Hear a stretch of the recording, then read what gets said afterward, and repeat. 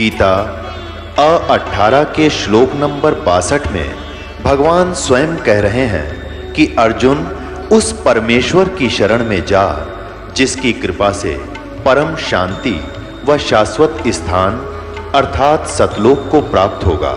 वो परमेश्वर कौन है, कहाँ है, कैसा है, जानने के लिए कृपया अवश्य सुनिए जगत गुरु तत्वदर्शी संत रामपाल जी महाराज के अमृत वचन। अब ये सारा कुछ हो गया। वो जितने वहां बैठे थे शरफरे उठ कर चले गए, ब्राह्मण जितने नकली थे, असली ब्राह्मण रह गया भगवान के पास। तब रामानंद जी ने नहीं सोचा जान दे ये तो लबड़दा नहीं, पहले तो मैं ब्राह्मण था और विद्वान था और पूज्य था, आज मुझे भगवान मिल गया, मैं रिजेक्ट हो गया। इन मूर्खों क्या ज्ञान है इनको।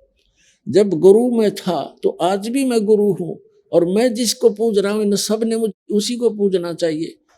लेकिन वो तो काल का जाल है, वह सब खिसक गए तो खिसक गए। फिर रामानंद जी की थोड़ी बुद्धि बदल दी, सोचा कि पूरा निर्णय कर लूं। उसने पूछा, कबीर परमात्मा से पूछा रामानंद जी ने कि आपने झूठ क्यों बोला बच्चा। परमात्मा ने कहा, मैंने क्या झूठ बोला स्वामी, कि आप कहते हो कि रामानंद जी यानी मेरे से आपने दीक्षा ली है, मैंने तो आपको कभी दीक्षा दी नहीं। तो परमात्मा ने कहा कि आपको याद होगा एक दिन मैं पंचगंगा घाट की पौड़ियों पर लेटा हुआ था और आप जी नहाने गए थे, स्नान करने, आपकी खड़ाऊ मेरे सिर में लगी थी, आपने सिर पे हाथ रख के कहा था कि राम राम बोल बेटा, राम राम बोल। तो रामानंद जी बोले, भाई वो तो 2.5 वर्ष का बालक होगा और 2.5 वर्ष के बालक का और 5 वर्ष के बच्चे का डबल डिफरेंस हो जाता है शरीर का, बॉडी का। तो वो तो 2.5 वर्ष का बालक था भाई, यह बात मेरे दची नहीं। तो परमात्मा ने क्या किया, वहां एक नौकर की सेवक की चारपाई थी बाहर झोंपड़ी से, रामानंद जी के सेवक की। तो परमात्मा एक रूप में 5 वर्ष के बालक में तो सामने खड़े हैं और एक दूसरा रूप बना के उस चारपाई के ऊपर लेट गए खटिया पर, कहा कि देखो स्वामी जी ऐसा था, मैं ऐसा था ना। अब जो ही रामानंद जी ने देखा 5 वर्ष के 2.5 वर्ष का बालक इधर और 5 वर्ष का सामने, 6 बार इधर देखा और 6 बार इधर, आंखें मलमल कर देखा। तो परमात्मा ने सोचा इस बुढ़े की बुद्धि अब सेट हो को ना। वहां से उठे परमात्मा और उस 5 वर्ष के बालक में 2.5 वर्ष का बालक आकर उसके सामने समा गया। तब रामानंद की बुद्धि ठिकाने आई। फिर भी नहीं बोला कि बच्चा मैं तो कंठी भी देता हूं, कंठी। परमात्मा ने निकाल कर दिखाई कि देख यार ये कंठी ये कहां प्राप्त हुई, कि आपने वही तो डाली थी मेरे गले में पंचगंगा घाट पर।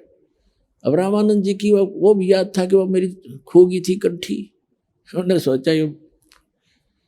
सोचा ये नरा बालक नहीं है, ये तो सारी ये बात फिट कर रहा है। फिर पूछा कि बच्चा मैं राम राम तो नाम नहीं देता, मैं कोई और मंत्र देता हूं। ये ऋषि लोग मंत्र ओपन नहीं किया करते थे, राम राम तो जैसे हम सत्साहिब करते हैं ऐसे करते थे वो।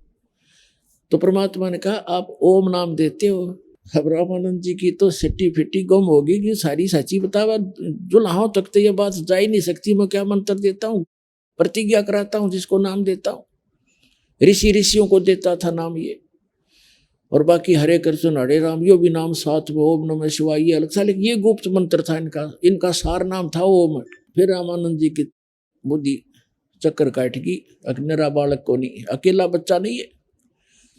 फिर परमात्मा ने कहा कि अगरम अगरम छोड़ दो, सुनो हमारी सीख। कबीर साहब ने कहा कि ये अटपट छोड़ स्वामी जी, हमारी बात को सुनो। समझाने लगे कि उससे सृष्टि रचना सुना दी परमात्मा ने आध घंटे के अंदर। रामानंद जी ने कहा कि मैं आंखों देखूं जब बात बने, क्योंकि आज तक ना किसी वेद में, ना किसी गुरु ने, ना किसी ऋषि ने, ना आचार्य और शंकराचार्य ने हमें ये ज्ञान नहीं दिया। तब रामानंद जी ने कहा कि मैं योग युक्त होता हूं, मैं समाधिस्थ हो जाता हूं। परमात्मा ने कहा कि समाधिस्थ होकर देखिए आप कहाँ तक पहुंच पाते हो, फिर मैं बताऊंगा आपकी ये सच्ची चीज कहाँ है। रामानंद जी का अभ्यास था, 1 सेकंड में समाधिस्थ हो गए और जो ही वो त्रिवेणी पर पहुंचे वहां 3 कहते योग युगत प्राणायाम कर जित्या सकल शरीर, त्रिवेणी के घाट पर वहां अटक रहे बलबीर। आगे जाके 3 रास्ते हो जाते हैं। सामने ये ब्रह्मरंध्र है, लेफ्ट साइड में ये धर्मराज के लोक को जाता है और इधर वो अलग से जाता है 88,000 खेड़े साइड में। तो यहां जाकर वो बंद हो गया, उससे आगे नहीं जा पा रहा था। तो परमात्मा वहीं पहुंचे बालक रूप में। समाधि में क्या होता है, एक सोपन सा होता है। और परमात्मा ने कहा कि आपके ओम नाम हरे कृष्ण सीताराम राधे श्याम, ये तो कोई मंत्र है नहीं। ओम के नाम से आप बस यहीं तक आ सकते हो। और जब आपकी मृत्यु होगी, जैसे यजुर्वेद अध्याय नंबर 40 के मंत्र 15 में कहा है, ओम करतु समर किलबे समर करतुम समर। ओम नाम का जाप काम करते करते सिमरण करो और विशेष कसक के साथ सिमरण करो। मनुष्य जीवन का प्रथम कर्तव्य जान कर सिमरण करो। ये ब्रह्म का मंत्र है। गीता ज्ञान दाता 8वें अध्याय के 13वें श्लोक में कहता है, ओम इति एकाक्षरम ब्रह्म विवरण माम अनुसमरण यह प्रयाति तदन्देहम सयाति परमात्मा। मुझ ब्रह्म का केवल एक ओम अक्षर है, उच्चारण करके सिमरण करता हुआ यह प्रयाति तदन्देहम, यानी शरीर छोड़कर जाते समय तक इसका सिमरण करता रहता है, सयाति परमाम गतिम, वो ब्रह्म से मिलने वाली परम गति प्राप्त होता है। कहाँ जाता है, ब्रह्म लोक में। अब यहाँ स्वामी जी ने इष्ट मान रखा था विष्णु जी, और ओम नाम का जाप करती थी, तो ब्रह्म लोक नहीं जा सकते थे ये। तो उन्होंने बताया कि आप जी अंतिम सांस तक ये मंत्र करते रहोगे, तब क्या आपकी मृत्यु के बाद आप यहाँ आओगे इस त्रिवेणी पे। ये 3 रास्ते हैं, तो इस रास्ते यहाँ आकर के आप मृत्यु के बाद इस रास्ते जाओगे, इस रास्ते पर। और आगे धर्मराज का लोक है, सबसे पहले न्यायाधीश का ऑफिस है, वहां आपका अकाउंट होगा। उसके बाद आप विष्णु लोक में जाओगे। विष्णु लोक के अंदर भी ओम नाम की कमाई के अलग से एक रेस्टोरेंट बना हुआ है, वहां भी आपकी कमाई नष्ट होगी।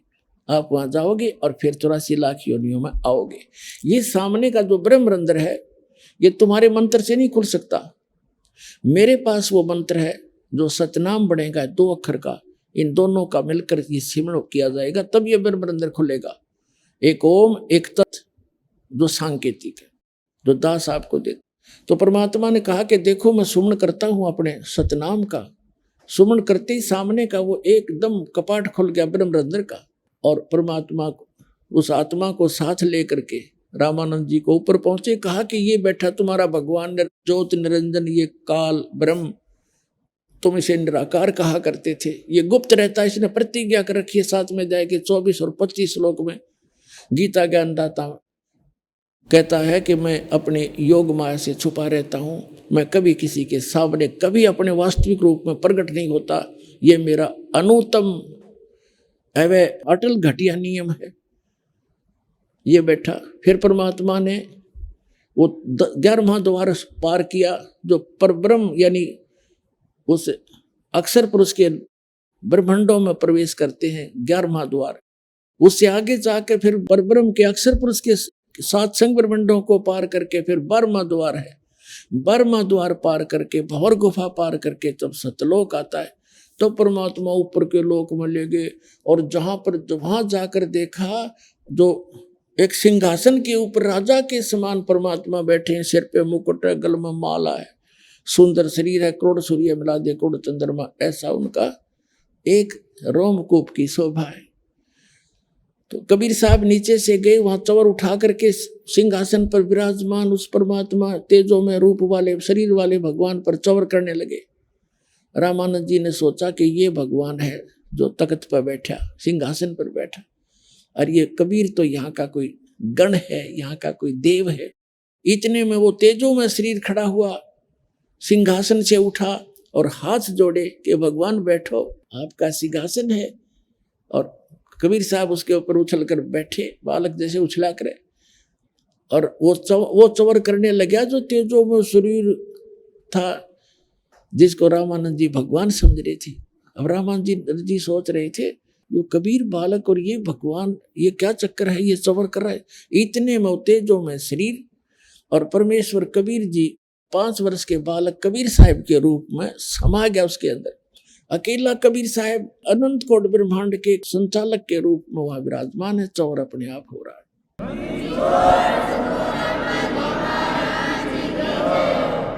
और परमात्मा का वो बालक रूप ही इतना तेजों में हो गया जैसे करोड़ सूर्य करोड़ चंद्रमा मिला दे एक रोम के अंदर। तब परमात्मा ने कहा कि स्वामी जी, ए स्वामी सृष्टा में और सृष्टि हमारे तीर, दास गरीब अधर बसु मैं यहाँ रहता हूँ, अवगत सत कबीर।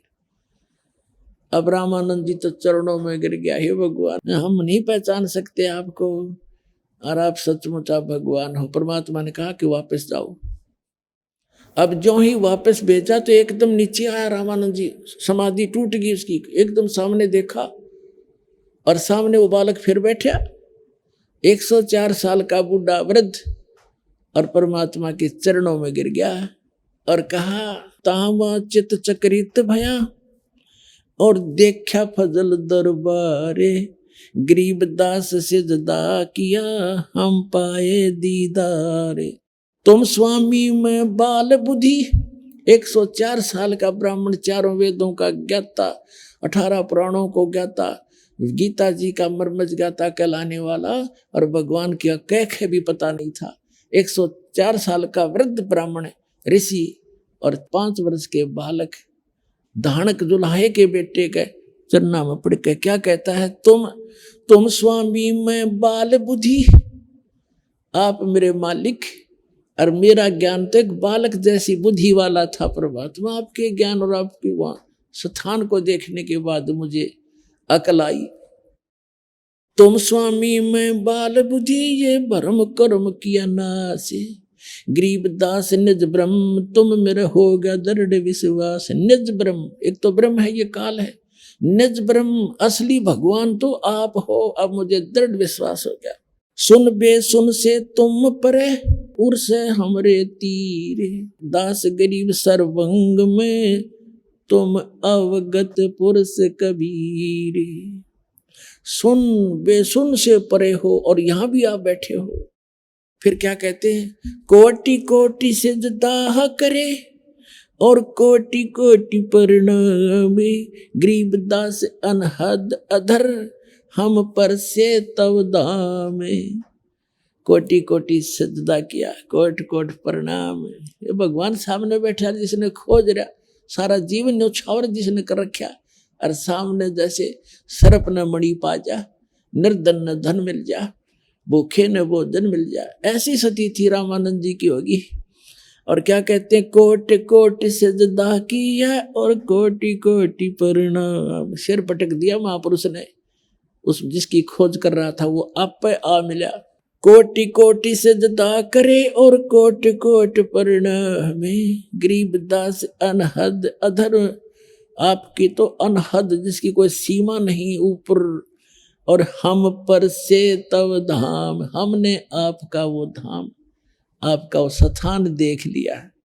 बोलत रामानंद जी सुनो कबीर करतारे, गरीब दास सब रूप में तू ही बोलनहार। तेरी शक्ति से सब जीव बोल रहे हैं, चल रहे हैं, ब्रह्मांड घूम रहे हैं। तुम साहेब तुम संत हो, अब सतगुरु की पहचान बता रहे हैं। तुम साहेब तुम संत हो और तुम सतगुरु तुम हंस, गरीब दास तुम रूप बिना और न दूजा अंश। तुम ही परमात्मा हो साहेब, तुम साहेब तुम संत हो, यानी एक नेक व्यक्ति भी आप ही हो। अच्छे महापुरुष संत की जो भाषा है वो परिभाषा आप ही खरे उतरते हो। और तुम सतगुरु यानी सच्चे गुरु आप ही हो, सच्चा ज्ञान रखते हो। और तुम ही हंस यानी एक अच्छे भक्त हो, निर्विकार भक्त हो। हंस जो बुराइयों से हट जाता है। जैसे हंस एक पक्षी होता है बुगले जैसा, बुगला तो आम वस्तु खाता है, मच्छी खा जाओ, मेंढक खा जाओ, घोगे खा जाओ, सबको खा जाता, लेकिन हंस सरोवर पर केवल मोती खाता है, अड़ंगा नहीं खाता। तो हंस वो होता जो भक्त बीड़ी शराब तंबाकू रिश्वतखोरी बकवाद छोड़ देता है, तो उसको हंस कहते हैं कि वो विकारों से दूर होकर एक भक्त बन गया। तो कि एक सच्चा भक्त भी मालिक आप ही हो। तुम साहेब तुम संत हो, तुम सतगुरु तुम हंस, और गरीब दास तुम्हारे रूप बिना और न दूजा अंश। मैं भक्त मुक्त भया, मैं भक्ता मुक्ता भया, किया कर्म कुंद नाश, और गरीब दास अवगत मिल गए, या मिट गई मन की बांस, मेरे मन की भ्रमणा मिट गई, मुझे भगवान मिल गए अवगत, जिसको कोई नहीं जानता। दोहू ठोर है एक तू, बया एक से दो, गरीब दास हम कारणे तुम आए हो मगजो। दोहू ठोर है एक तू, ये भगवान ऊपर भी आप ही हो और यहाँ भी आप ही हो, और हम नीचों के लिए आप वहां से गति करके आए हो। ओए होए, अरे यही वेद प्रमाण देते हैं कि वो परमात्मा ऊपर रहता है, वहां से गति करके आता है और अच्छी आत्माओं को मिलता है। तो पुण्यात्माओं, आपका सौभाग्य है कि आप जी को परमात्मा का दिया हुआ वो यथार्थ ज्ञान और उनका बनाया हुआ ये सतगुरु आपको प्राप्त हुआ। वही ज्ञान, वही भक्ति जो भगवान बताने आए थे, आज आपके सामने रूबरू हुई। सौभाग्य आपका, धन्य आपके माता पिता जिनसे जन्म हुआ। और कहते समझा है तो सिर दर पाऊं, मोर नहीं रे ऐसा दाव। क्या कहते हैं कबीर साहब, कहते हैं कि ये संसार समझदा नाही, कहंदा श्याम दोपहरे नू, और गरीबदास ये वक्त जाते रोगे इस पैरे नू। ये समय जब हाथ से चूक गया और मोक्ष नहीं हुआ, सच्ची भक्ति कोई प्राणी मनुष्य नहीं करेगा इस प्राइम टाइम के अंदर, तो रोया करोगे इस समय को याद करके, मनुष्य जीवन हाथ से छूट जाएगा। तो इसलिए पुण्यात्माओं, अपना कल्याण करवाओ, औरों को भी समझाओ। जितना भी अधिक से अधिक जनता में ये ज्ञान फैलाओगे, आपको भी भला होगा, समाज भी सुधर जाएगा, सबके दुख दूर होंगे, सबको परमात्मा मिलेगा, पूरा विश्व पार हो जाएगा। बोलो सतगुरुदेव।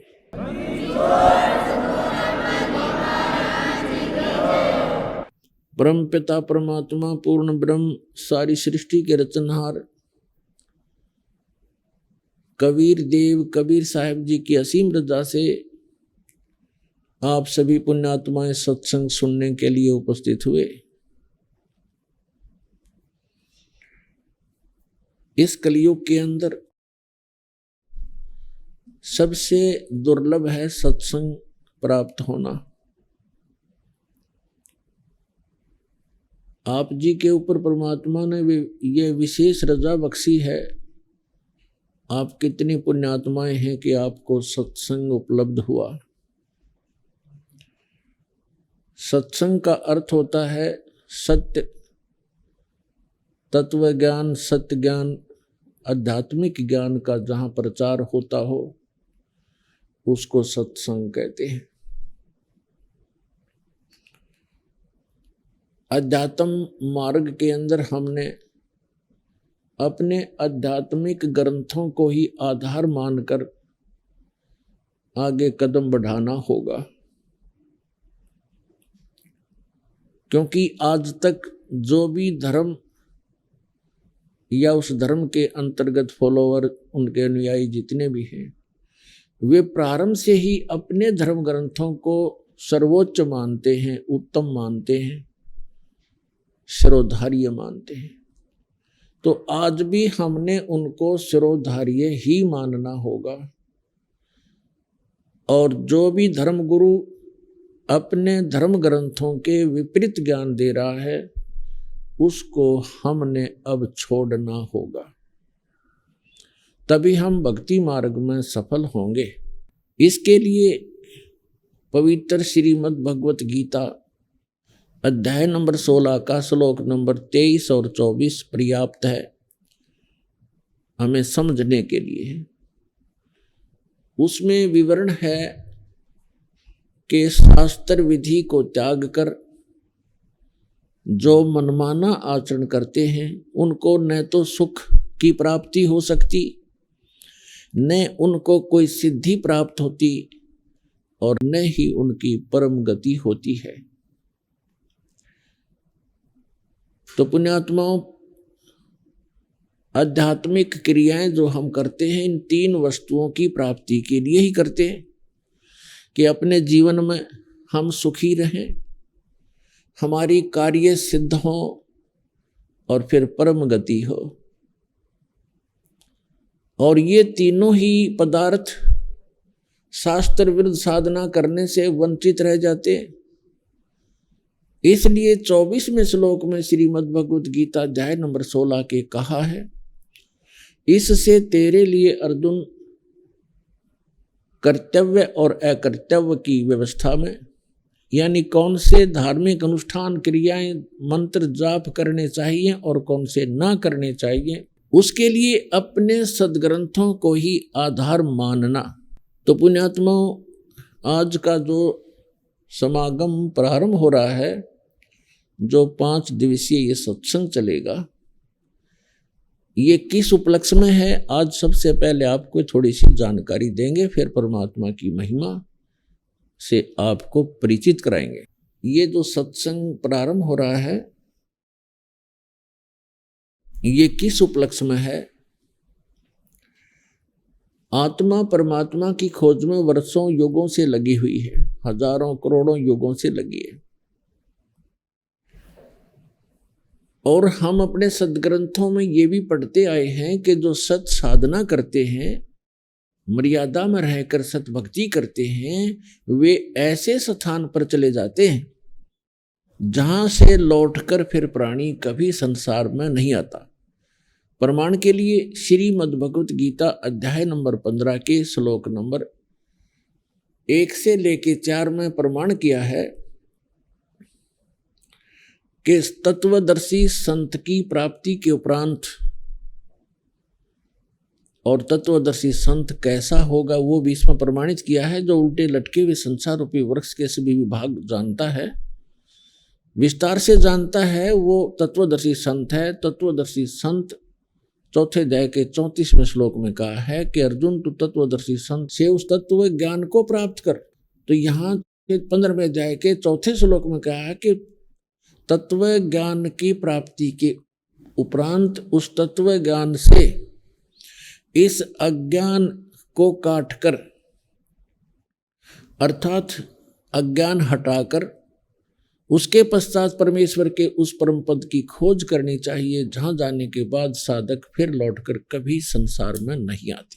और जिस परमेश्वर ने संसार रूपी वृक्ष की रचना की है, यानी सारे ब्रह्मांडों की जिसने रचना की है, केवल उसी की भक्ति करो।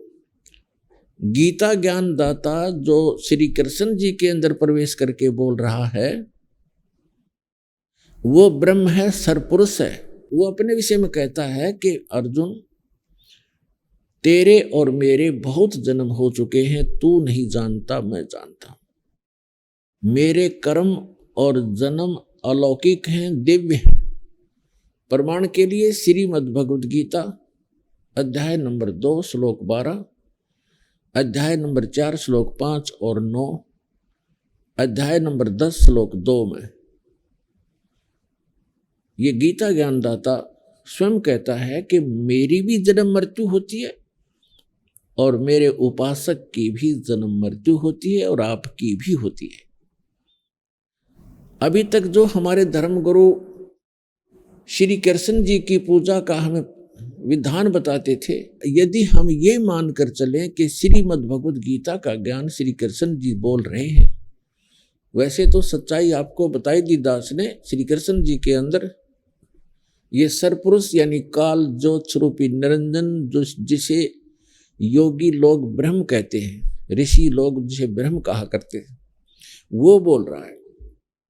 और वो 21 ब्रह्मांड का स्वामी है।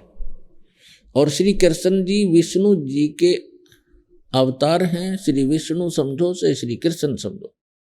ये केवल एक ब्रह्मांड में 3 लोकों पर, पृथ्वी लोक, स्वर्गलोक और पाताल लोक, इन 3 लोकों पर केवल एक विभाग के प्रभु हैं, स्वामी हैं।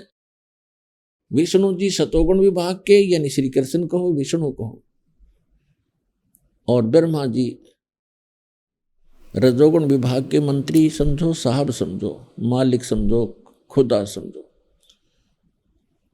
और श्री शंकर जी जो है ये तमोगुण विभाग के स्वामी समझो, प्रभु समझो। ये केवल इतने ही मालिक। तो गीता ज्ञान दाता जो भी आप समझते थे उसी को सोचकर चलिए, वही मानकर चलिए। वो कह रहा है कि मेरे तो जन्म मृत्यु होते हैं और वो कोई और परमात्मा है जिसकी शरण में जाने से 18वें अध्याय के 62वें श्लोक में कहा है, अर्जुन तू सर्वभाव से उस परमेश्वर की शरण में जा, उसकी कृपा से तू परम शांति को और सनातन परम धाम को प्राप्त होगा।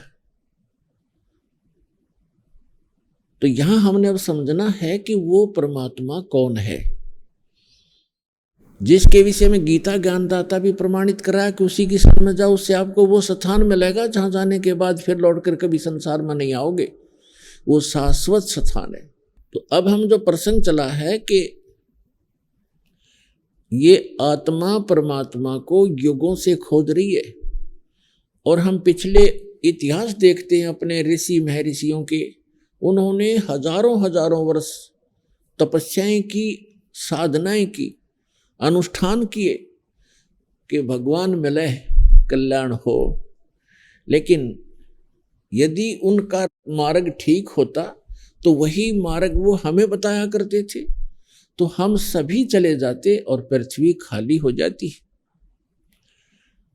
अब यहां शंका एक और उत्पन्न होती है, कई भक्तजन श्रद्धालु कहते हैं कि यदि पृथ्वी खाली हो जाएगी तो यहां कौन रहेगा।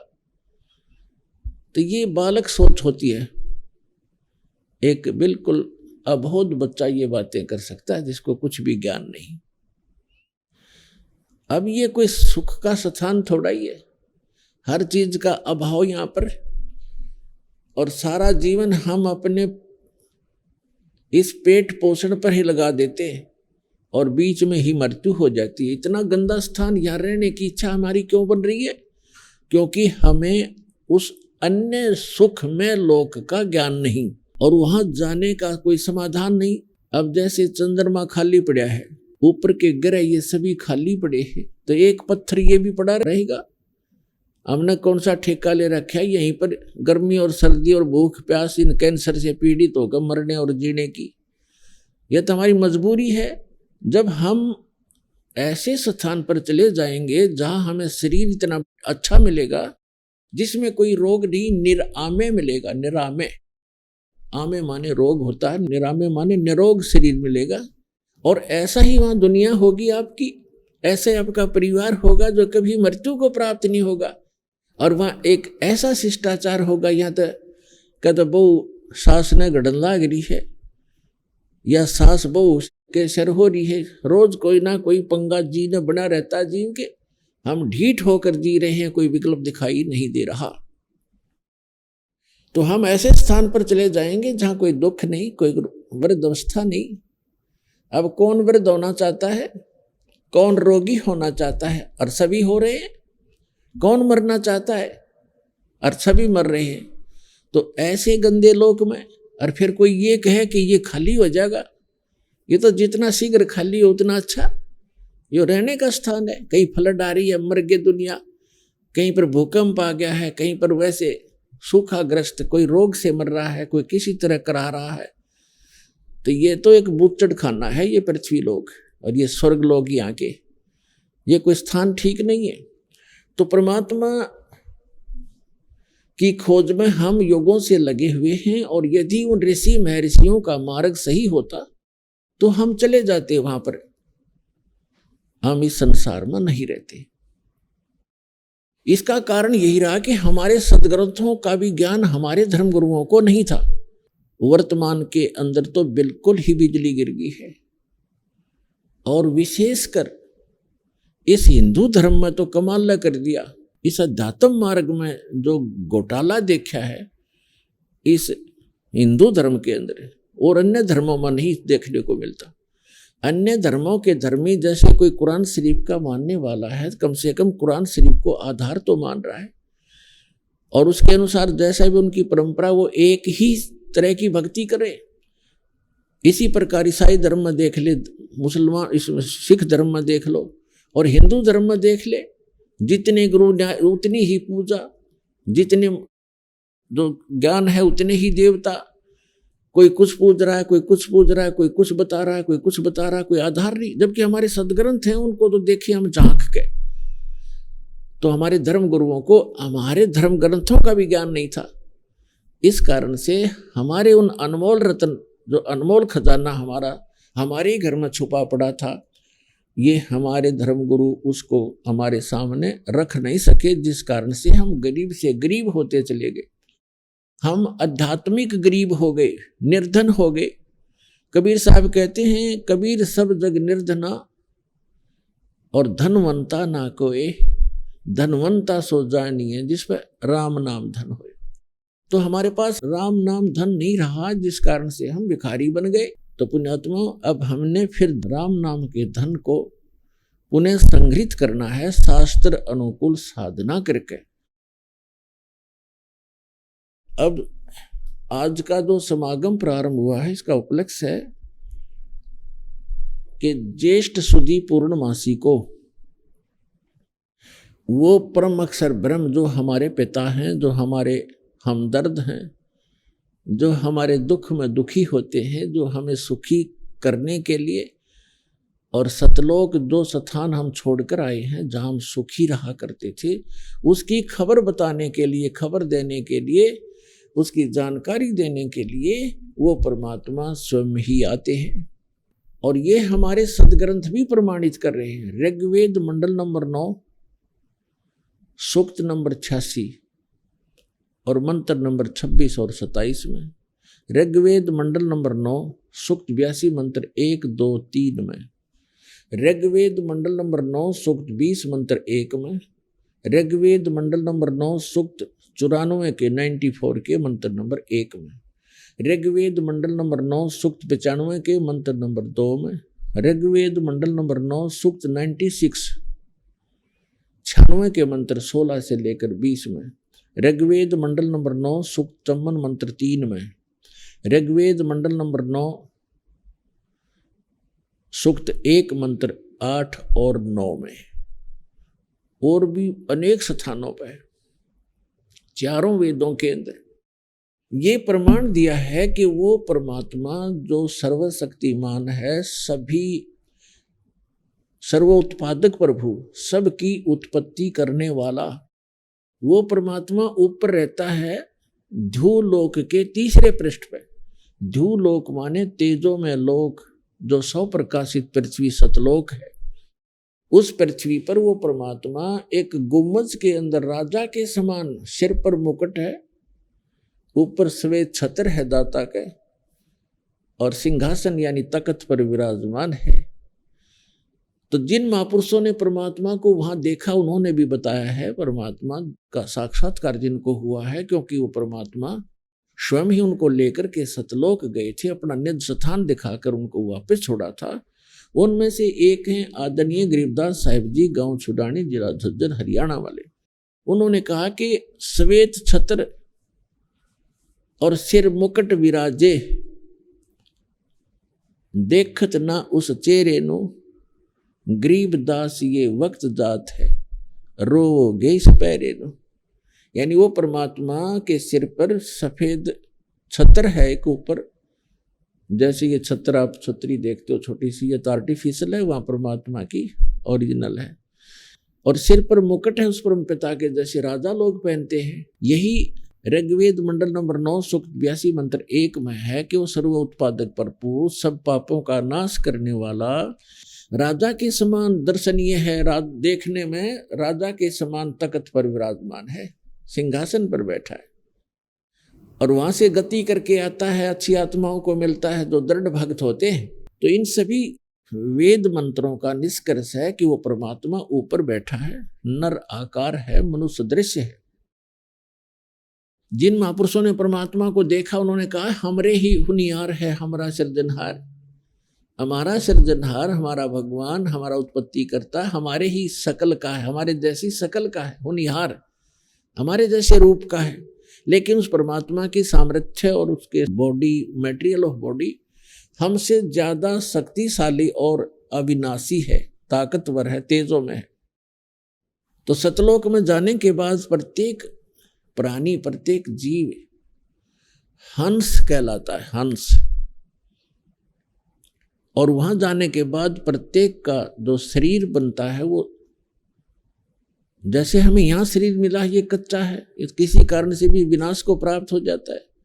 वहां जो शरीर मिलेगा वो कभी विनाश को नहीं प्राप्त होगा, उसमें नाड़ी तंत्र नहीं है, उसके अंदर ब्लड प्रेशर, शुगर, कैंसर आदि कोई रोग नहीं होता, वहाँ वृद्ध अवस्था नहीं है और वहाँ सदा युवा रहते हैं। जब बच्चे होते हैं ऐसे आपका परिवार होगा और बच्चे होंगे और एक स्थिति ऐसी आती है कि वो युवा होने के बाद फिर युवा ही रहेंगे, वो सदा वृद्ध नहीं होते। और इतने शुद्ध विचार हैं, किसी वस्तु का भाव नहीं वहां पर। यहाँ तो एक हीरा आपने शायद किसी ने जीवन में देखा भी नहीं होगा, हीरा। और वहां सतलोक के अंदर हीरों के तो पहाड़ हैं, जैसे यहाँ पत्थर के पहाड़ हैं, वहां हीरे ठोकरों में रले मिलेंगे आपको। और दूधों की दरिया बहती हैं, सदाबहार वृक्ष हैं, किसी चीज का भाव नहीं, जहां बैठो कुछ खाओ। और सब पकवान आपको किसी प्रकार के पकवान, जैसे परमात्मा जब काशी में आए हुए थे 120 वर्ष रहे, तो एक बार किसी ने मजाक कर दिया था, झूठी चिट्ठियां डाल दी थी कबीर भगवान के नाम से कि सभी साधु संत आओ और कबीर साहब भंडारा कर रहे हैं। और उस समय लीला कर रहे थे दाता, एक गरीब कति एक सिंपल भगत की झोंपड़ी में रहा करते थे, 2 समय का मुश्किल से आहार होता था और जिसके द्वार पर 18 लाख व्यक्ति आ गए। तो वो परमात्मा स्वयं गए अपने निज स्थान सतलोक में और वहां से 9 लाख बैलों के ऊपर बने बनाई जलेबी, कचौड़ी, पकौड़ी, दही, बड़े, बूंदी, लाडू सब कुछ भरकर, दाल, चावल, खांड, खीर सब कुछ बने बनाया और यहाँ सेकंड में लाता रहे। तो वहाँ सब वस्तुएं आपको उपलब्ध हैं। तो वहाँ कोई राग नहीं, कोई द्वेष नहीं। या तो हम कभी किसी जमीन के बंटवारे पर लड़ मरते हैं, जमीन वहीं रह जाती है और इंसान मर जाते हैं। तो ये वृत्ति खराब क्यों होगी हमारी? क्योंकि एक तो ज्ञान नहीं और दूसरा हमारे साथ भगवान नहीं। जब हमारे साथ भगवान होगा और ज्ञान होगा, हमें किसी चीज का अभाव यहाँ भी नहीं रहेगा जब तक आप यहाँ रहोगे। आपकी सुरक्षा होगी, आपके बच्चों की सुरक्षा होगी। तभी तो हम भगवान की खोज करते हैं कि हमारा परिवार सुखी रहे, हम भी निरोग रहें, हमारी अकाल मृत्यु ना हो। चलो मृत्यु तो ये मानते हैं हम बूढ़े में बुढ़ापा मर जाएं, लेकिन बीच में ना मरे। तो ये इस गंदे लोक में भी, इस नासवान स्थल पर भी उस अविनाशी परमात्मा कबीर जी की शरण में आने के उपरांत ही हम ये सुख भी प्राप्त कर सकते हैं। तो ये ज्ञान हमें अभी किसी ने बताया ही नहीं और परमात्मा आकर बताने की चेष्टा कर रहे थे। सन 1398 से सन 1518 तक 120 वर्ष परमेश्वर यहाँ रहे, एक जुल्हा गरीब की भूमिका, निर्धन की भूमिका की। अब वो भूमिका क्यों की? क्योंकि 5 दिन के अंदर इस समागम के दौरान हम आपको परमात्मा की रह कर विस्तार से जितनी हमारी बुद्धि काम करेगी दास की, आपको सब कथाएं सुनाएंगे, तब समझ में आएगी। चारों युग में संत पुकारे, को के कहा हम हेल रे, हीरे माणक मोती बरस, ये जग चुगता डेल रे। ये समागम उस शुभ दिन के उपलक्ष्य में मनाया जा रहा है कि वो परमात्मा हमारे पिता हम बालकों की गलती को अक्षमा करके जो हमने सतलोक में करी थी, क्योंकि सृष्टि रचना के माध्यम से आपको ये जानकारी होती है कि आप जी कैसे यहाँ फंसे थे इस गंदे लोक में, क्यों इतना कष्ट उठा रहे हैं। ये सजा है आपको, ये दंड है आपको यहाँ मिला हुआ है। और इस जेल के अंदर जो थोड़ी बहुत सुविधा प्राप्त कर लेते हैं, हम उसी को सुख मान रहे हैं। जेल में सुख सपने में भी नहीं होता। तो इस 21 ब्रह्मांड जो या जेल है काल की, इसमें सुख स्वप्न में भी नहीं हो सकता किसी प्राणी को, चाहे वो पूरी पृथ्वी का राजा हो, चाहे वो स्वर्ग का राजा हो। तो ये जो स्थान है, यहाँ हम क्यों आए, ये सृष्टि रचना में आपको बताएंगे, ये समागम के दौरान भी आपको बताएंगे।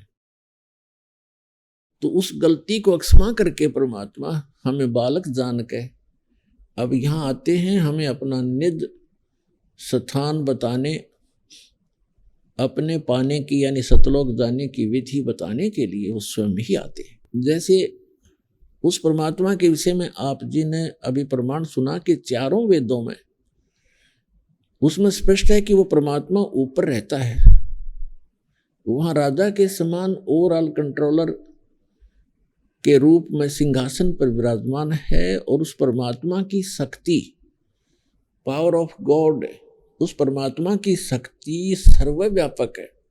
वो परमात्मा एक देशीय है, एक स्थान पर है। जैसे सूर्य एक देशीय है और उसकी जो शक्ति है वो निराकार रूप में प्रत्येक को प्रभावित कर रही है। उष्णता उसकी शक्ति है। आप छाया में बैठे होते हो तो भी उसकी उष्णता आपको महसूस हो रही होती है। इसी प्रकार परमात्मा की जो शक्ति है प्रत्येक कण कण में विद्यमान है। परमात्मा एक स्थान पर है, नर आकार है और वहां से गति करके यहाँ आता है। वो उद्देश्य क्या रखता है आने का, वेदों में भी आपको बहुत बार प्रमाणित किया है और आगे भी बताएंगे कि वो परमात्मा यथार्थ भक्ति मार्ग बताने के लिए ही यहाँ आता है। हमें यदि किसी वस्तु की आवश्यकता है तो मोक्ष मार्ग है वो। मोक्ष माने यहाँ इस बंधन से छूट जावा जो कर्म बंधन से हम बंधे हुए हैं, और कर्मों के बंधन से छुड़वाने वाले को बंदी छोड़ कहते हैं। और कर्म के बंधन को केवल वो बंदी छोड़ परमेश्वर सत्य पुरुष कबीर साहब ही छुड़वा सकते हैं। मासा घटे न तिल बधे विधना लिखे जो लेख, सच्चा सतगुरु मेट कर ऊपर मारे मेख। अब जब परमात्मा यहाँ आते हैं हम उस परमात्मा को पहचानते नहीं। क्यों नहीं पहचानते? क्योंकि हमने डेफिनेशन ऑफ गॉड व रॉन्ग सुन रखी होती है। परमात्मा की जो परिभाषा है वो हमने गलत सुन रखी होती है, जिस कारण से हम परमात्मा का कुछ और ही दृष्टिकोण से विवेचन करते रहते हैं और वही धारणा हमारे हृदय में समाई रहती है। इसलिए वो परमात्मा यहाँ परमात्मा कम और एक मानव की तरह अधिक लीला करता है ताकि हम उसके निकट रहकर कुछ उनके ज्ञान को फॉलो कर सके। तो इसलिए वो परमात्मा स्वयं आकर के यहाँ पर ज्ञान देते हैं। वो परमात्मा ऊपर रहते हैं, वहां से गति करके आते हैं, अच्छी आत्माओं को मिलते हैं और उनको फिर अपने सतलोक ले जाकर वापस छोड़ते हैं, अपना गवाह बनाकर छोड़ जाते हैं। अब उन गवाहों ने, उन जो साक्षी बने परमात्मा के, जिनको भगवान मिले, उन्होंने और साथ में हमारे पवित्र सदग्रंथों ने, दोनों ने रिल मिलकर ये सिद्ध कर दिया कि परमात्मा कैसा है, कहाँ रहता है, उसका नाम क्या है, उसके पाने की विधि क्या है, मेथड कौन सा है जिससे हम परमात्मा प्राप्त कर सकते हैं। और जो सदग्रंथों में और जिनको परमात्मा मिले उन महापुरुषों के अनुभव की जो उनकी अपनी अमर वाणी है, एफिडेविट है, वो दोनों मेल खा जाते, फिर संशय नहीं रहेगा आपको कि हम जो कर रहे हैं वो ठीक है या गलत है, वो फिर स्पष्ट हो जाएगा। वो परमात्मा चारों युगों में आते हैं और वो स्वयं ही आकर अपना ज्ञान कराते हैं। अथर्ववेद कांड नंबर 4 अनुवाक नंबर 1 मंत्र 1 से 7 में। आइए अब हम उन श्रद्धालुओं के अनुभव जानते हैं जो जगत गुरु तत्वदर्शी संत रामपाल जी महाराज जी से दीक्षा प्राप्त कर चुके हैं तथा उनके द्वारा बताए गए भक्ति मार्ग पर चल रहे हैं। जी नमस्कार। नमस्कार जी। जी क्या नाम है आपका? मेरा नाम अंजलि प्रजापति है। अंजलि जी कहाँ से आए हैं आप? मैं डिस्ट्रिक्ट गाजियाबाद उत्तर प्रदेश से आई हूँ। जी क्या करते हैं आप? मैं इकोनॉमिक सब्जेक्ट की ट्यूटर हूँ एंड साथ ही मैं विवेकानंद दिल्ली यूनिवर्सिटी से बीकॉम परस्यू कर रही हूँ। संत रामपाल जी महाराज जी की शरण में आने से पहले आप क्या भक्ति साधना करते थे? संत रामपाल जी महाराज जी के शरण में आने से पहले जो मेरे पेरेंट्स थे वो जो सतपाल महाराज हैं हंसा पंथ वाले बंचा विभाग दिल्ली से, तो उनसे नाम दीक्षा ली हुई थी और जितने भी भगवान हैं हिंदू धर्म में उन सबकी पूजा करते थे। मेरी मदर मंदिर में जाया करती थी, जितने भी मंदिर माता मंदिर में कीर्तन हुआ करते थे उनमें जाया करती थी। फादर भी शिव जी की बहुत पूजा किया करते थे। मंदिरों में जाना, स्नान के लिए जाना, नगरकोट जाना, तो इस प्रकार के, और व्रत रखना, व्रत एक भी मिस नहीं किया करती थी। नवरात्रों के व्रत रखती थी तो इस तरह की जो भक्ति साधनाएं थी ये सारी पूरी ही चलती थी, मतलब कि करते थे। जब आपने हंसादेश पंथ के संत सतपाल जी महाराज जी से नाम दीक्षा ले रखी थी तो उनके द्वारा दी गई भक्ति करने के बावजूद आप संत रामपाल जी महाराज जी की शरण में क्यों गए? एक्चुअली क्या था, सतगुरु रामपाल जी महाराज जी के शरण में आने का रीज़न ये था, मेरी जो मदर थी उनके ऊपर एज अ प्रेत माता आती थी। जैसे कि कोई प्रेत किसी के शरीर में आता है, परेशान करता है भूत प्रेत, ऐसे ही वो माता आती थी, जैसे देवी देवता आते हैं इस प्रकार से वो माता आया करती थी। तो मतलब इसी समस्या को लेकर हम हर जगह भटक रहे थे। मेरी मदर जो थी बहुत परेशान रहा करती थी, अक्सर ही बीमार, मतलब हॉस्पिटल्स में जाना, और मतलब कि घर में भी हैं तो बीमार ही हैं, घर में भी हर समय बीमार ही रहा करती थी। हमने मतलब मैंने बाय बर्थ अपनी मदर को हमेशा बीमार देखा है। और तो मतलब, और मेरे फादर को जो कोई जहाँ जाने को कहता था वहीं जाने को तैयार हो जाया करते थे। कोई कहता था इस वाले भगत यानी कि इस तांत्रिक पे दिखा दो तो वहीं चले जाया करते थे, कि इस वाले मंदिर में चले जाओ तो वहीं चले जाया करते थे। तो ऐसे हमारे एक रिलेटिव थे, उनके भी सेम यही समस्या थी। मेरे जो नंसार है वहाँ पर ये समस्या ज़्यादा रहती है हर किसी के साथ। तो उन जो रिलेटिव है उन्होंने सतगुरु रामपाल जी महाराज जी से नाम दीक्षा ले रखी थी। तो उन्होंने बताया कि हमारी समस्या का समाधान हुआ तो आप भी एक काम करिए, हरियाणा में बरवाला में सतलोक आश्रम में सतगुरु रामपाल जी महाराज जी हैं, ये सबके दुखों का निवारण करते हैं, आप भी एक बार जाके वहाँ पे ट्राई कीजिए। तो फिर जैसे पता चला तो हमारे फादर और मदर, हम सब क्या नाम है, पूरी फैमिली सतगुरु रामपाल जी महाराज जी के सतलोक आश्रम बरवाला, जिला हिसार, हरियाणा में चले गए। तो फिर जैसे ही आश्रम में गए तो वहाँ देखा कि मतलब बहुत ही अच्छा माहौल था। नाम दीक्षा ली मेरे फादर ने, मदर ने, और हम सब ने नाम दीक्षा ली। नाम दीक्षा लेने के बाद फिर मेरी मदर क्या नाम है, गुरु जी के दर्शन के लिए गई। गुरु जी दर्शन दिया करते थे तब सतगुरु रामपाल जी महाराज, तो दर्शन के लिए गई। तो गुरु जी को अपनी समस्या बताई, हर कोई बताया करता था, तो इसी प्रकार अपनी समस्या बताई गुरु जी को कि गुरु जी मैं बहुत बीमार रहती हूँ। तो गुरु जी बोले, परमात्मा बंदी छोड़ सतगुरु रामपाल जी महाराज कि बेटी तो बिल्कुल ठीक हो जाएगी। तो उस जो वो माता की जो समस्या थी मेरी मदर को, तो वो ठीक हुई सतगुरु रामपाल जी महाराज जी के शरण में आने से व उनकी साधना व नाम दीक्षा लेने से। आपने संत रामपाल जी महाराज जी से नाम दीक्षा कब ली? मैंने संत रामपाल जी महाराज जी से नाम दीक्षा 6 जून 2013 में ली। अंजलि जी, एक बात बताइए, भूत प्रेत की बाधा से तो लाखों लोग परेशान हैं, वो इसके लिए मेहंदीपुर बालाजी, सालासर भी जाते हैं, दरगाहों में भी जाते हैं, लेकिन उसके बावजूद भी उनको कोई राहत नहीं मिलती है। तो फिर संत रामपाल जी की शरण में आने के बाद उनको कैसे राहत मिल जाती है? सतगुरु रामपाल जी महाराज जी जो हैं वो हमारे शास्त्रों के अनुसार भक्ति बताते हैं। कुछ मंत्र इस तरीके से बताते हैं जो हमारे शास्त्रों के अनुसार बिल्कुल सही है, जो भक्ति हमें करनी चाहिए, जिसका प्रमाण हमारे शास्त्रों में है, वो साधना, वो भक्ति सतगुरु रामपाल जी महाराज जी बताते हैं। जो पूजा विधि हंसादेश पंथ के संत सतपाल जी महाराज जी बताते हैं, या हिंदू धर्म के अन्य जो धर्मगुरु हैं वो जो साधना विधि बताते हैं, क्या वो सही नहीं है? नहीं, बिल्कुल भी सही साधना नहीं है वो। अगर सही साधना होती तो फिर हमारे दुखों का निवारण वहाँ नहीं हो जाता, फिर हमें यहाँ क्यों आना पड़ा। अगर दुखों का निवारण है या फिर सच्ची भक्ति या शास्त्रों के अनुसार अगर कोई भक्ति बता रहा है तो वो केवल और केवल सतगुरु रामपाल जी महाराज जी बता रहे हैं। उनके पास शास्त्रों के अनुसार कोई भी भक्ति नहीं थी। लेकिन संत रामपाल जी महाराज जी के बारे में तो ये कहा जाता है कि वो देवी देवताओं की भक्ति छुड़वाते हैं। नहीं, सतगुरु रामपाल जी महाराज जी जो है देवी देवताओं की पूजा नहीं छुड़वाते हैं, बल्कि वो तो करेक्ट मेथड बताते हैं कि किस प्रकार देवी देवताओं की साधना करनी चाहिए। इवन जो वो मंत्र बताते हैं वो भी जो हमारे जो देवी देवता हैं इन सब की क्या जो एक्चुअली में जो हमारे सदग्रंथों में, जो हमारे स्पिरिचुअल होली बुक्स में जो उनकी साधना बता रखी है वो किस तरीके से करनी चाहिए, उसको करने से फिर कैसे हमें लाभ होंगे, वो चीज़ करेक्ट वे में सतगुरु रामपाल जी महाराज जी बताते हैं। आपने संत रामपाल जी महाराज जी से नाम दीक्षा ली, हम आपसे ये जानना चाहेंगे कि क्या आपको और कोई भी लाभ मिला संत रामपाल जी महाराज जी से नाम दीक्षा लेने के बाद? हाँ जी, मैं जब मेरी बहन जो मेरे से छोटी सिस्टर है वो 7th स्टैंडर्ड में थी तभी उसको बोन ट्यूबरकुलोसिस की बीमारी हो गई थी। मतलब कि जो उसकी कूल्हे से ऊपर की जो हड्डी थी वो गलना शुरू हो गई थी। डॉक्टर ने बताया था कि हड्डी पूरी गल चुकी है, ऑपरेशन होगा। और जो उसके लेफ्ट लेग था उसमें वो उसकी जो हड्डी थी मतलब वो चल नहीं पाती थी, और उसकी जो वो वाला जो लेग था वो भी पतला होता जा रहा था, ऐसा देखने में मालूम पड़ता था। डॉक्टर्स भी यही बताया करते थे। और तो फिर इस बीमारी के चलते चलते एक्चुअली क्या था, मेरी जो सिस्टर थी वो इतनी उस टाइम पर छोटी थी तो मतलब इतनी मतलब भक्ति नहीं किया करती थी। फिर इस चीज़ की प्रार्थना गुरु जी से लगवाई गई, मतलब कि सतगुरु रामपाल जी महाराज जी से ये प्रार्थना लगवाई गई।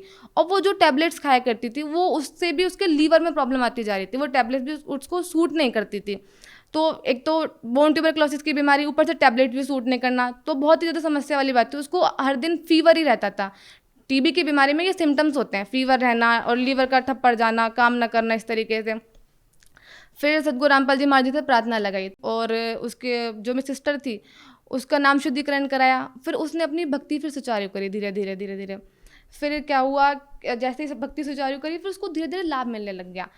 फर्स्ट ऑफ ऑल तो बीमारी का पता ही नहीं चल रहा था उसको बीमारी क्या है। फिर धीरे धीरे जब हमने हर जगह दिखाया, आपका क्या नाम है, जो हमारे गाज़ियाबाद के अंदर MMG डिस्ट्रिक्ट हॉस्पिटल है, मतलब काफ़ी फेमस है, वहाँ पर दिखाया। संतोष मेडिकल ये भी काफ़ी फेमस हॉस्पिटल है, वहाँ पर भी दिखाया। डिवाइन डायग्नोस्टिक्स से सारी जो रिपोर्ट्स हैं वो आई। तो वहाँ पर फिर जब लास्ट में MMG में पता चला कि इसको TB की बीमारी है, बोन ट्यूबरकुलोसिस है। फिर वहाँ से जो नॉर्मल टैबलेट्स होती हैं, जो नॉर्मल पर्सन जिसको TB होती है, बोन ट्यूबरकुलोसिस नहीं, नॉर्मल TB जो होता है, तो वही टैबलेट्स उसको दी गई। तो सद्गुरु रामपाल जी महाराज जी की इतनी दया हुई कि उन टैबलेट्स को धीरे धीरे करते करते जो भी उसका ड्यूरेशन था टैबलेट्स का, तो उनके दौरान ही वो उन टैबलेट्स को लेती गई। और उसको, क्योंकि होता है क्या, जैसे टैबलेट्स लेते हैं TB की, तो जो पर्सन टैबलेट लेता है TB की, तो उसको वो टैबलेट सूट नहीं करती हैं, उसको मतलब डाइजेस्ट नहीं होती हैं। वो जब टैबलेट लेता है तो फीवर वगैरह आना या चक्कर आना, उसको शुरुआत में ये दिक्कत आती थी। लेकिन सद्गुरु रामपाल जी महाराज जी की भक्ति बढ़ाते गए, तो उससे क्या हुआ, जो वो टैबलेट्स थी वो भी सूट होने लगी उसको, मतलब उसका जो शरीर था वो हेल्दी होने लग गया। क्योंकि जिस पर्सन को TB होती है वो पतला हो जाता है, बहुत ज़्यादा कमज़ोर हो जाता है। लेकिन मेरी सिस्टर को देख के कोई कहता नहीं था कि इसको TB की बीमारी है। डॉक्टर जो थे वो भी हैरान हो जाया करते थे एक बार को कि इसको TB की बीमारी है, कोई नहीं मानता था। फिर धीरे धीरे इम्प्रूवमेंट आने लग गया। अब इसी दौरान मैं आपको एक इंसिडेंस बताना चाहूँगी। हुआ क्या, जैसे ही अब हेल्थ में इम्प्रूवमेंट आने लग गया, TB जो था वो क्योर होने लग गया। तो फिर मेरी जो मदर है उन्होंने सोचा कि चलो एक बार एम्स में दिखा लेते हैं, एक बार एम्स में भी चेकअप करा लेते हैं।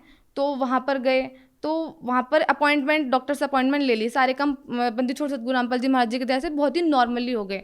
तो वहाँ पर एक पर्सन मिले जिनको सेम वही बीमारी थी जो मेरी बहन को बीमारी है, ठीक है। लेकिन जो मेरी बहन की बीमारी थी वो और ज़्यादा मतलब कि बड़े लेवल पे थी, क्योंकि उसको गांठ भी थी, जिसके कूल्हे के ऊपर जहाँ हड्डी गली हुई थी वहाँ पर गांठ थी, तो वहाँ से पस निकला करता था, जिसकी वजह से वो हड्डी गलती जा रही थी। तो और लेकिन वो जो पर्सन थे उनको सिर्फ नॉर्मल बोन ट्यूबरकुलोसिस था इस तरीके से। तो लेकिन उन पर्सन को, मेरी जो बहन थी वो बिल्कुल हेल्दी और फिट खड़ी हुई थी, अपने आप आ रही है जा रही है खूब अच्छे से बिल्कुल। लेकिन उन पर्सन को जो जिसको TB थी उनको 2 लोग पकड़ के खड़े हुए हैं, अगर उनको बैठना है तो वो बिठा रहे हैं, उनको खड़ा होना तो वो खड़ा कर रहे हैं। तो वो इस चीज़ को देख के बड़े अचंभे थे, मतलब बहुत शॉक्ड थे कि जो बीमारी मेरे को वही सेम इस पर्सन को, मतलब इस लड़की को बीमारी है, लेकिन ये तो बिल्कुल हेल्दी है, बिल्कुल फिट है, और मेरी ये कंडीशन है कि मुझे 2 लोग उठा रहे हैं, 2 लोग बिठा रहे हैं। तो उन्होंने हमसे पूछा ये चीज़ कि मतलब ये कैसे पॉसिबल है कि जो बीमारी मेरे को वही इसको है। मेरी मदर से पूछा, लेकिन ये तो बिल्कुल सही है और मेरे साथ ये कंडीशन है। तो मेरी मदर ने उनको बताया कि ये हमारे सद्गुरु रामपाल जी महाराज जी की ही दया है, जिसकी वजह से ये आज इतनी हेल्दी है। फिर उनको भी समझाया तो उन्होंने भी बिल्कुल माना कि हाँ, क्योंकि उनकी आंखों के सामने था ये कि हाँ कि मेरे को बीमारी जो है वही सेम लड़की को है, लेकिन मैं तो, मेरी कंडीशन इतनी बेकार है, इतनी वर्स्ट है, लेकिन वो बिल्कुल फिट है। तो वहाँ पे भी परमात्मा की वाणी है, सद्गुरु शरण में आने से आई टले बला और जब मस्तक में सूलियो वो कांटे में टल जा। वहाँ पे भी परमात्मा ने दिखाया कि बेटा अगर आज, मतलब कि सद्गुरु रामपाल जी महाराज जी ने दिखाया कि अगर आप आज शरण में ना होते तो आपकी भी आज वही सेम कंडीशन होती जो उस पर्सन की थी। तो फिर उसके बाद फिर एम्स में एक्सरे करवाया था।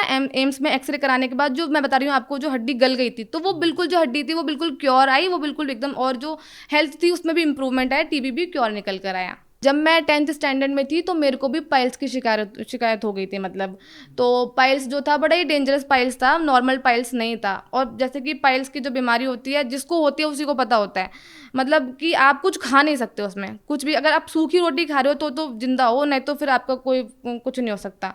तो यही था, लेकिन मुझे पता था, इस बात का मुझे विश्वास था कि अगर इस बीमारी का इलाज है तो केवल और केवल सद्गुरु रामपाल जी महाराज जी के हैं, और कहीं है ही नहीं इस बीमारी का इलाज। फिर जैसे ही धीरे धीरे फिर वो जो बीमारी थी, इवन पाइल्स में होता है क्या है कि आप ऑपरेशन करा लेते हो, उसके बाद भी पाइल्स क्योर नहीं होता है, बिल्कुल आपको लाइफ टाइम तक प्रिकॉशन फॉलो करने पड़ते हैं। लेकिन सद्गुरु रामपाल जी महाराज जी की दया से वो जो पाइल्स नाम की बीमारी थी वो भी बिल्कुल दूर हो गई। एक लाभ और बताना चाहूँगी आपको। इसी दौरान मैं जैसे ही, मतलब कि मेरे BCom सेकेंड ईयर था, तो मैं चाह रही थी कि मतलब कि मुझे कहीं कोचिंग वगैरह पढ़ाने को मिल जाए, मेरी स्टडी के साथ मेरे को थोड़ा सा हेल्प होता रहे। तो सद्गुरु रामपाल जी महाराज जी की दया से हुआ क्या, एक जगह मैंने ट्राई किया, मेरे एरिया का, जिस जगह मैं रहती हूँ उस एरिया का सबसे फेमस कोचिंग सेंटर है वो, तो आप देखोगे SS कोचिंग सेंटर, आपको गूगल पे भी मिल जाएगा। तो वहाँ पर इकोनॉमिक्स के टीचर की वैकेंसी थी। तो मैंने किसी और चीज़ के लिए अप्लाई किया, तो उनसे किसी और चीज़ के लिए पूछा था, बट उन्होंने मुझे इन्फॉर्म किया कि आप अगर ट्राई कर सकते हो तो देख लो, यहाँ पर इकोनॉमिक्स की टीचर की वैकेंसी है। तो फर्स्टली तो मैंने उनको मना कर दिया था कि नहीं, मेरे बस की नहीं है, मैं नहीं पढ़ा सकती। मैंने कभी नहीं पढ़ाया, मतलब 11th-12th के बच्चों को आज तक मैंने नहीं पढ़ाया, वो भी इकोनॉमिक्स जैसे सब्जेक्ट मैं नहीं पढ़ा सकती। फिर सतगुरु रामपाल जी महाराज जी की शायद प्रेरणा हुई, तो मेरी सिस्टर ने एक बार मेरे को बोला कि एक बार ट्राई तो करके देख लो।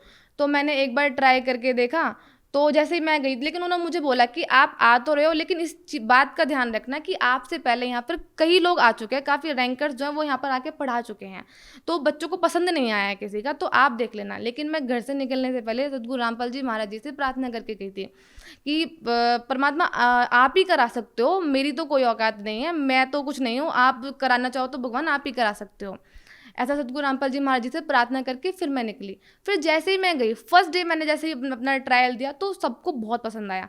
इवन फिर उन्होंने मुझे फिर सेलेक्ट कर लिया, और मुझसे पहले काफ़ी रैंकर्स आ चुके थे, उनको सेलेक्ट नहीं किया जा रहा था, और जैसे ही मैं गई तो मुझे तुरंत सेलेक्ट कर लिया। ये भी सतगुरु रामपाल जी महाराज जी की दया से हुआ।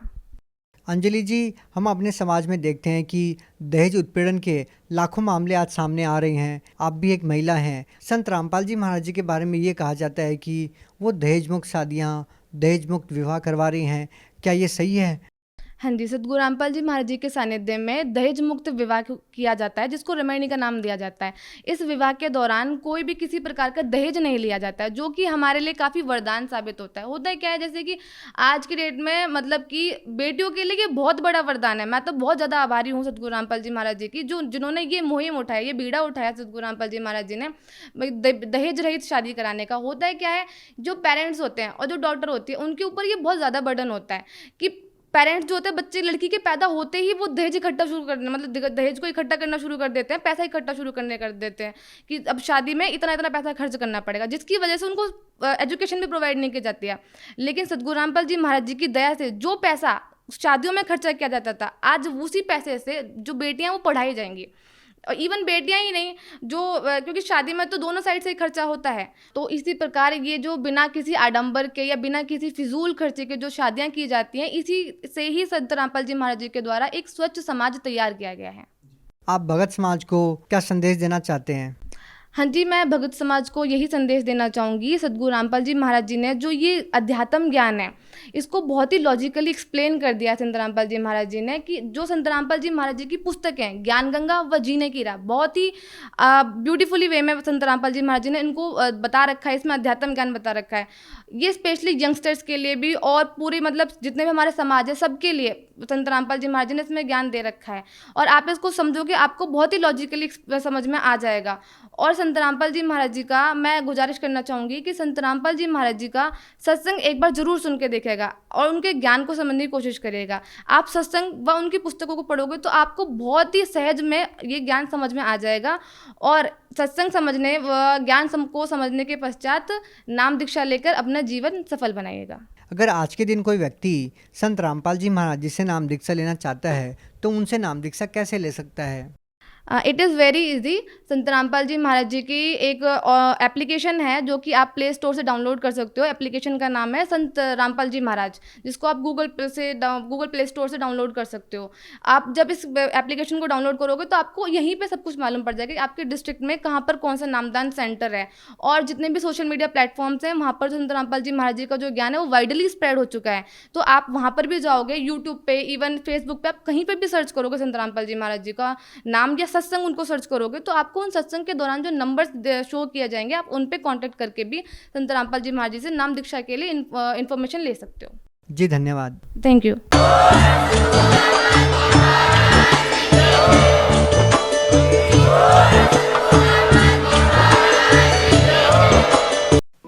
आप सुन रहे थे जगत गुरु तत्वदर्शी संत रामपाल जी महाराज के मंगल प्रवचन। अधिक जानकारी के लिए संपर्क करें